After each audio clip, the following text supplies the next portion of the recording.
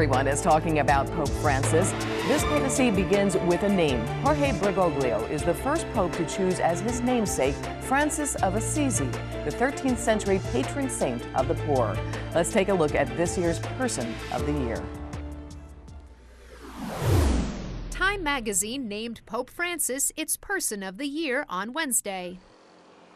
The publication credited the Argentine pontiff with changing the perception of the church in an extraordinary way in a short time. We think that in the 9 months that he has been Pope, he has been a transformational figure. He has changed perceptions of the church. He has changed the focus of the church. He's changed the tone of the church. The church was seen as judgmental. Now it's seen as compassionate and merciful. It was perceived as being closed off. He's sort of opened the windows a little bit, bringing transparency. Vatican spokesman Father Federico Lombardi said Pope Francis, the first non-European pope in 1,300 years, the first from Latin America, and the first Jesuit, was not seeking fame. His style is also characterized by a public move to frugality. Time said the pontiff declined to be interviewed for the issue, but several people close to the Pope did offer the magazine a very comprehensive picture of the leader. The Vatican released a statement today saying that he's not seeking, as you would expect, he's not seeking to be Person of the Year. He said that if being Person of the Year helps spread the gospel, then he would be happy, which is exactly what you would expect the Pope to say, which is exactly what you would expect this Pope to say. This is the third time the magazine has chosen a pope as its Person of the Year. Pope Francis beat out former NSA contractor Edward Snowden, Syrian President Bashar al-Assad, and entertainer Miley Cyrus for the title.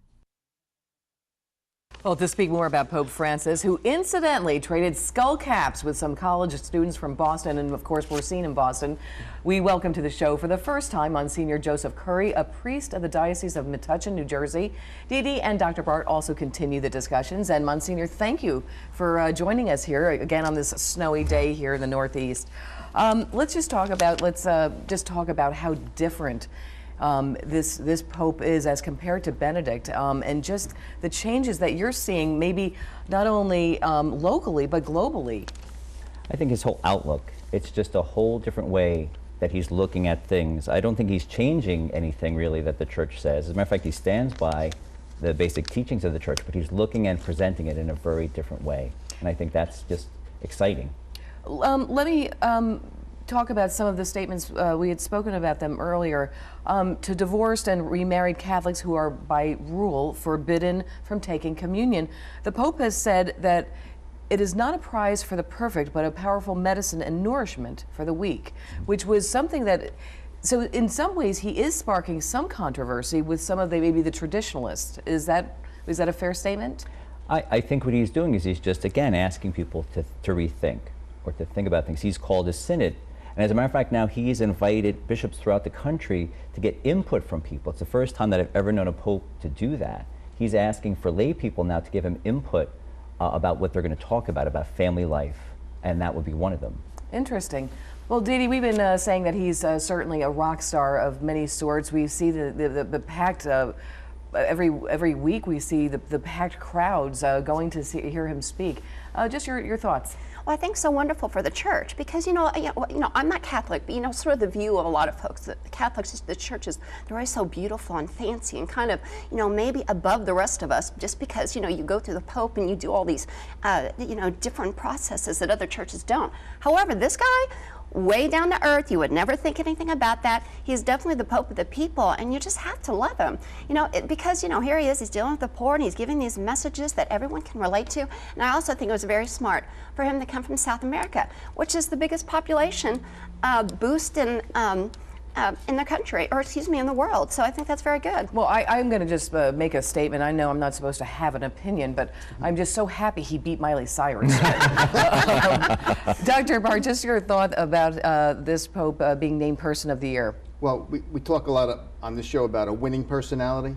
This guy really has a winning personality. He shows that he's so comfortable being himself, and he's kind of like on stage representing people the way they ought to be. He's believable, he's understandable, and he presents himself to everybody. And I think that's so refreshing today and so honest on his part, and that's why he's so successful. And I'll say as a Catholic, Monsignor, that sometimes there would be certain things in the Catholic religion where you would feel like if something went wrong, you didn't feel maybe welcome in the church. And to me, that's one of the things that he's doing.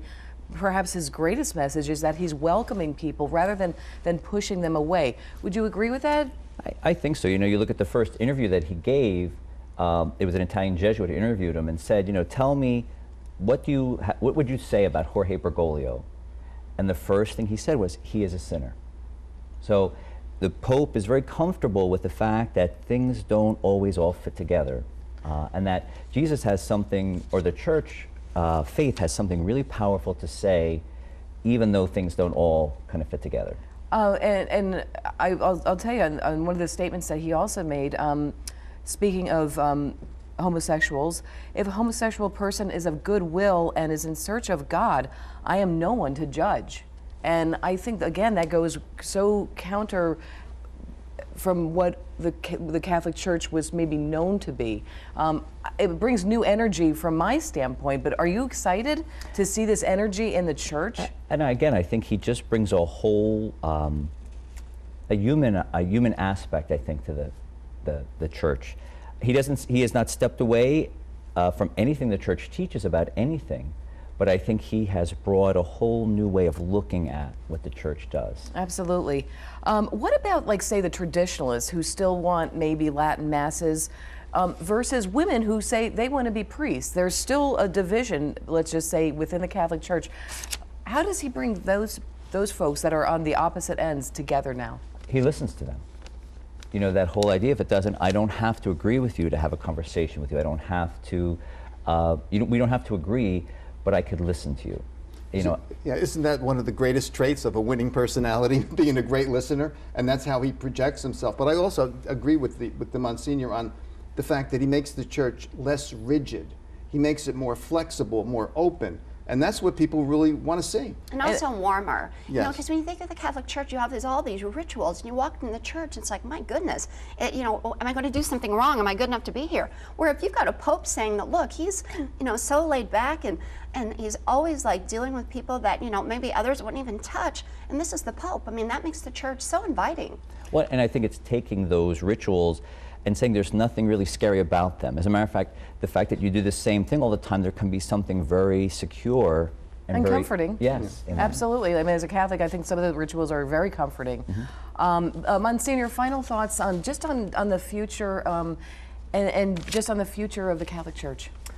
You know, I think this Pope calls us, his big thing is missionary, that people have to go out. He told the priest in Buenos Aires, you know, I would rather have you be tired and beat up and everything from being with the poor, like working with people. So I think it's a church that it's opened the windows, I think, to the church, not to necessarily get rid of anything, but just to give us a chance to look at ourselves, to look at what we do in a whole new and exciting way. Well, thank you so much for your insights and for being here on this snowy day. And we can also wish the Pope a very happy birthday. His birthday is on December 17th. And don't go away, everyone. The lightning round is next.